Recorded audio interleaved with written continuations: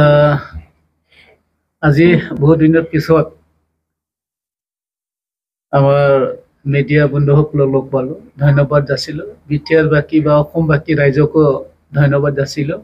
যোৱা 7 তাৰিখত ভোট দি NDA alliance কোকৰাঝাৰৰ আৰু দৰং ওদালগুৰিৰ NDA এলায়েন্স বা গোটেই অসমৰ NDA এলায়েন্সৰ জিকাই দিয়াৰ কাৰণে ভালে ভালে NDA এলায়েন্সৰ চৰকাৰ গঠন হৈ গ'ল, সকলোৱে জানে। তাৰে মাজতে আজি অলপ কেইজনমান অলপ প্ৰতিবাদ কৰিলে মেডিকেল কলেজক লৈ আৰু ডক্টৰ ব্ৰহ্ম চিভিল হস্পিটেলক লৈ। আমি সকলোৱে বিটিআৰবাসী ৰাইজে যে সংগ্ৰাম কৰিলোঁ যে আমাৰ কোকৰাঝাৰৰ মেডিকেল কলেজ লাগে, ইতিমধ্যে স্থাপন হৈ গ'ল। আৰু এই স্থাপন হোৱাৰ কাৰণে আজি আমাৰ সাধাৰণ ৰাইজে ইয়াত ট্ৰিটমেণ্ট পাই আছে, ইয়াত অপাৰেশ্যন হৈ আছে। এই মেডিকেল কলেজ নোহোৱাৰ আগত আমাৰ কিছুমান মানুহ প্ৰপাৰলি ট্ৰিটমেণ্ট লোৱাৰ কাৰণে বাহিৰত যাব লগা হৈছিল, কোচবিহাৰ, শিলিগুৰি। আজি মেডিকেল কলেজ হোৱাৰ কাৰণে সাধাৰণ ৰাইজে ইয়াত আমি ট্ৰিটমেণ্ট ল'বলৈ পালে।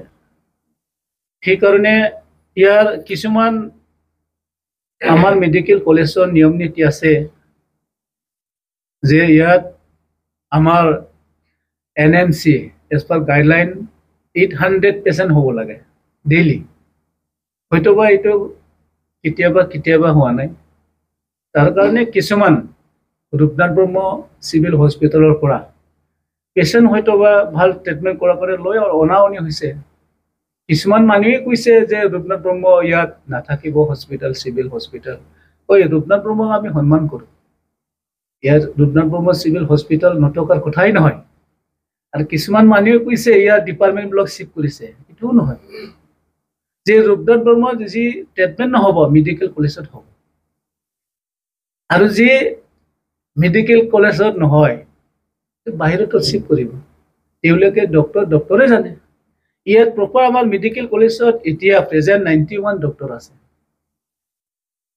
MD স্পেচিয়েলিষ্ট আছে, গাইনো স্পেচিয়েলিষ্ট আছে। তেখেতসকলে দিনে ৰাতি কাম কৰি আছে। আৰু এইটো আমি কেনেকৈ মেডিকেল কলেজক আমি কেনেকৈ কিবা কম? তেখেতসকলে কাম কৰিছে ৰাইজৰ কাৰণে। আমাক মেডিকেল কলেজ লাগেই, অলৰেডি স্থাপন হৈ গ'ল।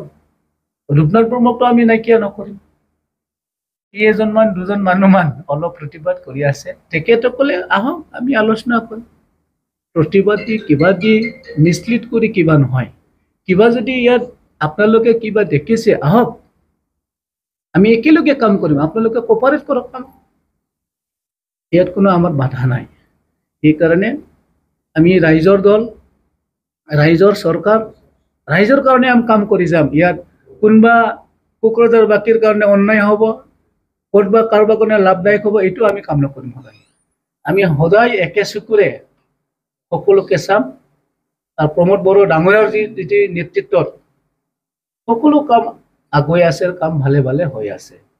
সেইকাৰণে মই প্ৰতিবাদ কৰা সকলক আমি অনুৰোধ কৰিম যে আপোনালোকে ক'ৰবা যদি কিবা ভাবিছে, ভুল দেখিছে, আহক, একেলগে আলোচনা কৰিম যে মেডিকেল কলেজটো সম্পূৰ্ণভাৱে স্থাপন কৰি ভালে ভাল আমাৰ এইখিনি অঞ্চলৰ যাতে সকলোৱে ট্ৰিটমেণ্ট প্ৰপাৰলি পায়, এইখিনি আমি কাম কৰি যাব লাগিব।